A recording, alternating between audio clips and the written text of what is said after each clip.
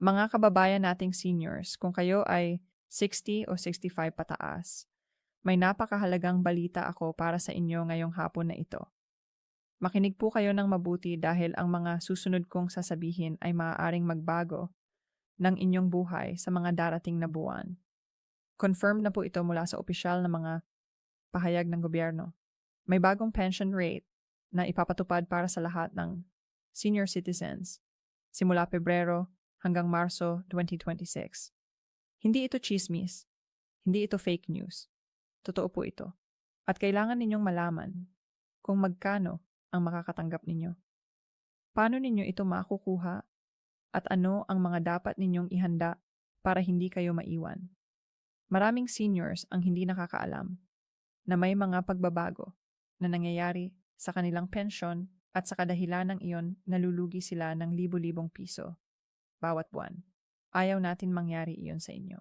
Kaya dito po ako ngayon para ipaliwanag ang lahat ng malinaw at simple. Huwag kayong mag-alala kung medyo mahina na ang inyong paningin o pandinig. Magsasalita ako ng dahan-dahan at uulit-ulitin ko ang mga importanteng detalye para sigurado na maintindihan ninyo. Ang pensyon ninyo ay pinaghirapan ninyo sa loob ng maraming taon ng pagtatrabaho. Kaya karapatan ninyong malaman kung paano ito makukuha ng buo at tama. Naaalala ko pa, noong araw, maraming senior ang pumipila sa SSS o GSIS office nang walang alam kung ano ang dapat nilang gawin. At sa huli, nakauwi silang walang natanggap dahil kulang ang mga papeles nila o hindi kumpleto ang proseso. Ayaw nating maulit iyon, kaya tutulungan ko kayong maunawaan ang bawat hakbang. Ngayon, pag-usapan natin ng malinaw kung ano talaga ang ibig sabihin ng bagong pension rate na ito.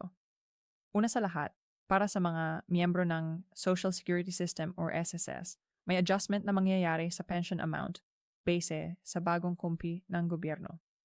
Kung kayo ay regular na pensioner ng SS at nakatanggap kayo ng halimbawa prior for 5,000 bawat buwan dati, may posibilidad na tumaas ito depende sa inyong total na kontribusyon at kung ilang taon kayo nag-ambag. Ang average na increase na aming nakikita base sa mga nakaraang announcement ay umabot ng pa 500 hanggang pa 1,000 bawat buwan para sa karamihan ng pensioners. Ibig sabihin kung dating pa 5,000 ang inyong natatanggap, pwedeng maging 5 to 500 or pa 6,000 na ito simula Pebrero. Pero tandaan po ninyo, hindi lahat ay pareho ang taas ng increase. Depende ito sa inyong contribution record. Ang mga nag-ambag ng mas mataas na halaga at mas mahabang panahon ay makakakuha ng mas malaking adjustment. Sa kabilang banda, para naman sa mga miyembro ng Government Service Insurance System o GSIS, may kaparehong sistema rin ng adjustment.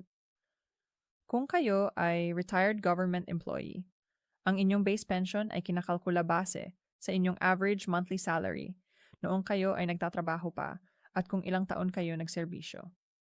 Ang average na GSI pension ngayon ay umiikot sa 10,000 hanggang hawrit 20,000 bawat buwan. Pero may mga retires na nakakakuha ng mas mataas pa diyan kung mas mataas ang kanilang posisyon dati o mas mahaba ang serbisyo. Ang adjustment na ipapatupad ngayong 2026 ay maaaring magdagdag ng pa 1,000 hanggang pa 2,000 sa inyong monthly pension. Depende rin sa inflation rate at sa approval ng GSIS board.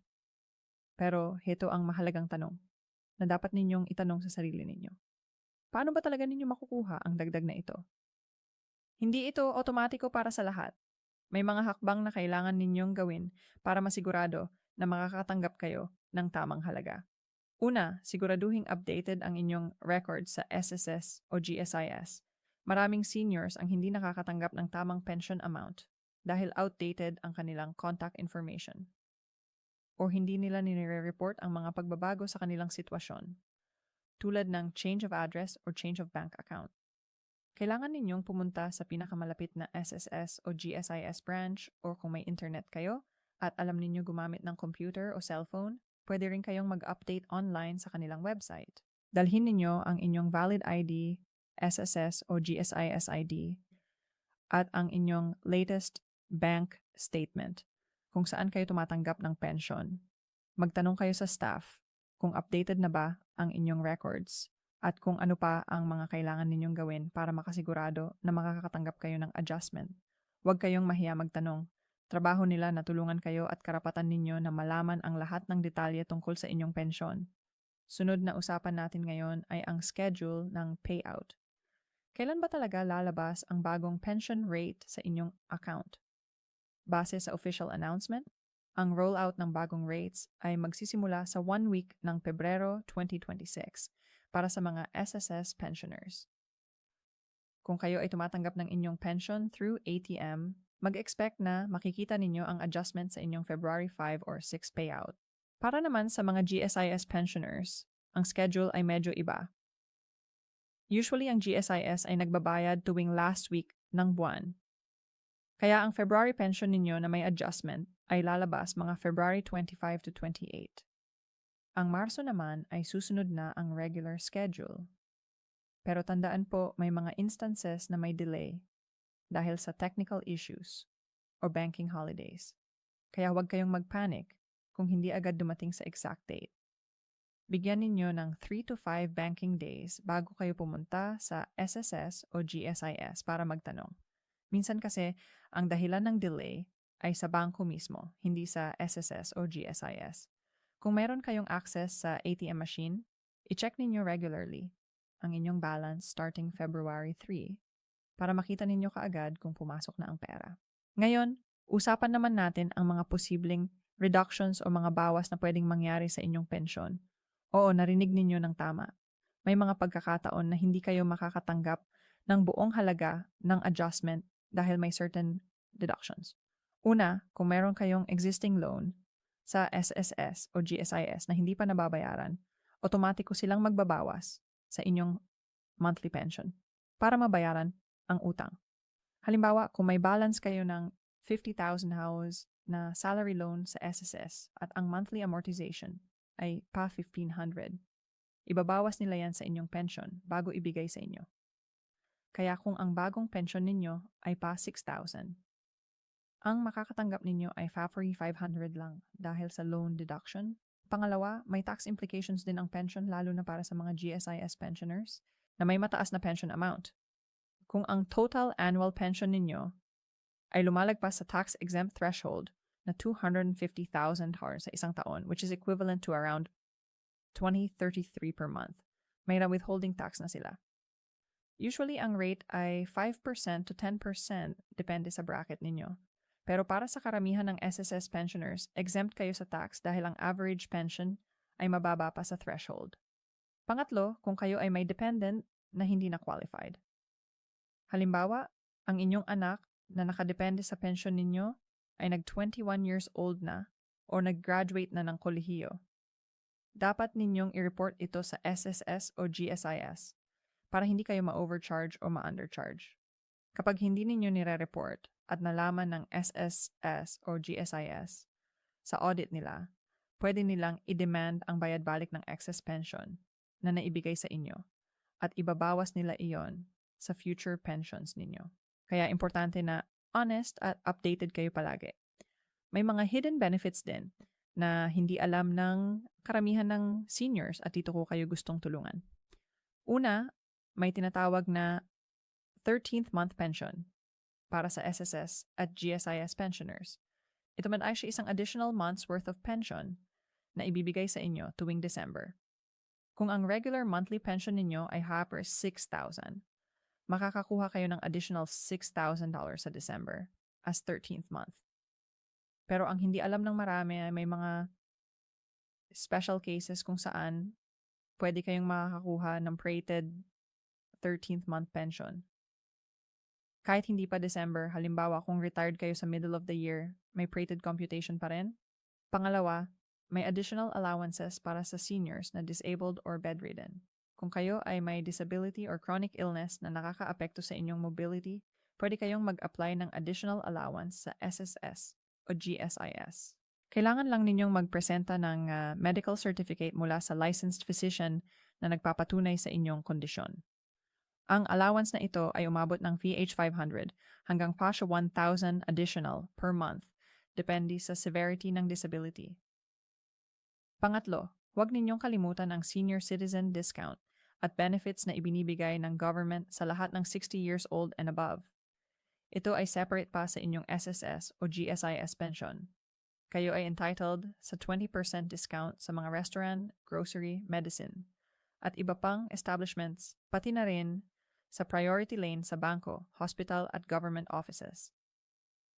May mga seniors na hindi nag-avail ng benefits na ito dahil nahihiya o hindi alam. Pero karapatan ninyo ito, kaya gamitin ninyo.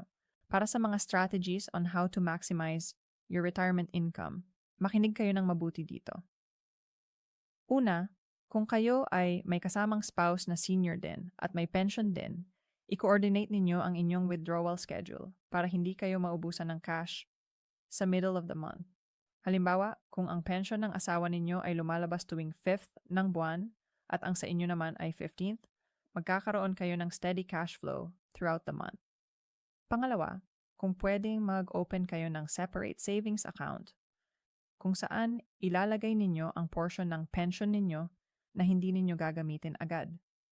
Kahit PH00 or BAP 1,000 lang bawat buwan in the long run, laking tulong nito for emergencies o para sa medical expenses. Maraming bangko ang nag-aalok ng special savings account para sa seniors na may mas mataas na interest rate compared sa regular savings account. Pangatlo, kung kayo ay may anak o apo na gustong tumulong sa inyo, i-consider ninyong gawing joint account ang inyong pension account para sa emergency situations. Kung sakaling may mangyari sa inyo na hindi kayo makapag-withdraw personally, may authorized person na pwedeng kumuha ng pension ninyo para hindi ito ma-hold, ma-delay. Tungkol naman sa tips para sa SSS at GSIS office visits, napakahalaga na malaman ninyo ito para hindi kayo masayang ng oras at lakas. Una, pumunta kayo ng maaga. Ideally, dumating kayo sa office bago mag 8 a.m. para kayo ay isa sa mga unang papasok at hindi na kayo pipila ng matagal. Lalo na ngayong may pandemic pa rin concerns, mas safe na less crowded ang office. Pangalawa, dalhin ninyo palagi ang complete set of documents, original at photocopy ng valid, SSS or GZZ, birth certificate kung kailangan, at any supporting documents related sa inyong concern. Mas mabuti nang may sobra kayong dala kaysa kulang. Pangatlo, huwag kayong mahiyang magtanong sa information desk o sa guard kung ano ang tamang linya o window na pupuntahan ninyo. Maraming senyo ang napupunta sa maling pila at nasasayang ang oras. Pang-apat, kung kayo ay may physical limitations na hirap maglakad or tumayo ng matagal, i-inform ninyo agad ang staff. Usually, may priority accommodation sila para sa seniors na may health issues. Panlima, kung may kasamang anak o kamag-anak, mas mabuti para may tutulong sa inyo at witness din sa lahat ng transactions. May mga instances kasi na nagkakaroon ng misunderstanding or miscommunication. Kaya importante may kasamang witness kayo. Pag-usapan din natin ang mga common mistakes na ginagawa ng seniors na nagiging sanhi ng delay or loss ng benefits. Una, ang hindi pag-file ng annual existence verification or proof of life. Kailangan ng SSS at GSIS na patunayan na buhay pa kayo at entitled pa rin sa pension. Usually, every year or every 2 years, makakatanggap kayo ng notice na kailangan ninyong mag-appear sa office or mag-submit ng document na nagpapatunay na alive pa kayo. Kung hindi ninyo gagawin ito on time, suspendihin nila ang inyong pension hanggang mag-comply kayo. Pangalawa, ang hindi pag-report ng death ng spouse kung joint pensioners kayo. Kung namatay na ang asawa ninyo, kailangan ninyong i-report ito within a certain period para hindi kayo ma-charge ng overpayment. Pangatlo, ang pagbibigay ng inyong ATM card at PIN sa ibang tao na hindi trusted. May mga cases na na-scam ang seniors dahil pinagkatiwalaan nila ang wrong person na nangako na tutulungan silang mag-withdraw. Pero sa huli, kinuha ang lahat ng pera. Huwag kayong magpapahiram ng ATM card at PIN kahit kaano-ano pa ninyo kung hindi talaga kayo sigurado sa kanilang integridad. Sa pagtatapos ng ating pag-uusap ngayong hapon, gusto kong bigyang diin na ang pensyon ninyo ay resulta ng decades of hard work and sacrifice. Karapatan ninyong makatanggap ng buo at tama ang inyong benepisyo. Ang bagong pension rate na ipapatupad ngayong Pebrero to Marso 2026 ay isang blessing para sa ating mga seniors. Pero kailangan din nating gumawa ng action para masigurado na makukuha natin ito. Huwag kayong mag-rely lang sa iba. Kayo mismo kahit senior na kayo ay may kakayahan pa ring mag-follow up at magtanong.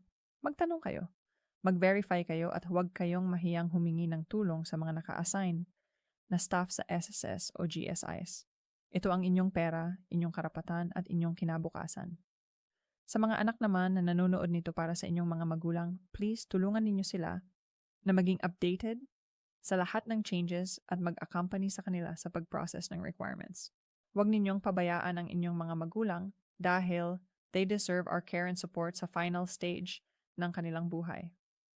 Remember, the government is there to serve you, and these benefits exist because you earned them through your years of service and contribution to this country. God bless you all. Stay healthy and enjoy your well-deserved retirement benefits.